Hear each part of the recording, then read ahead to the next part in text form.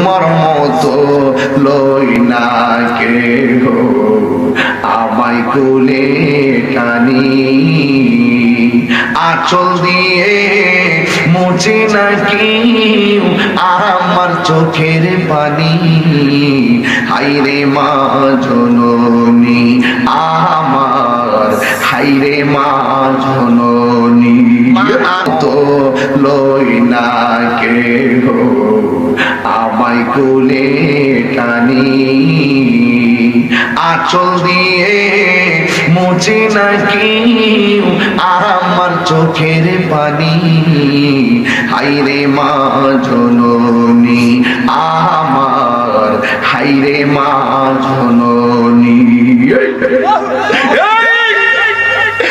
বন্ধুরে গায়ের মধ্যে জোর আছে বলে ধমক মারো। মা আমেনা বলেন কোথায় থেকে কোথায় গেছি, মারে যখন লাথি মাইরা বাইরিতেছি, মারে যখন লাথি মাইরা বাইরিতেছি, মা ডাক দিয়া কইছে সখিনা যদি জানতাম সন্তান পেটে নেওয়া এত কষ্ট কোনদিন সন্তান পেটে নিতাম না।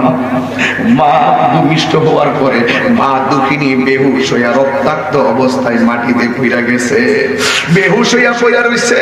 পাশের বাড়ির মহিলার কানের কাছে মুখটা লাগায়া কইছে মা ও বোন তোর ছেলে হইছে পাহাড় পরিমাণ ব্যথা, সন্তানের নিউজটা পাওয়ার পরে সেকেন্ডে বুইলা গেছে।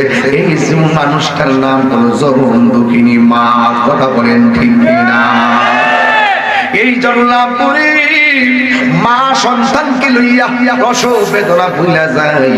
মা আমেনা বলেন আমি আমার সাধমণিরে আমি যখন একটু ধরতে গেলাম, জান্নাতের চারটা মহিলা ডাক দিয়া বলে আমেনা এই মুহূর্তে রাহমাতুল লিল আলামিনকে দুনিয়ার হাতে ধরা যাবে না।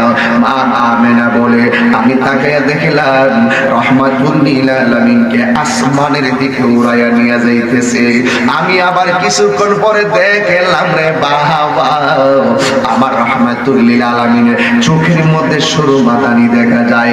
আমি তাকায়া দেখলাম আমার রাহমাতুল লিল আলামিনের বদন মুবারকে জান্নাতের জামা দেখা যায়।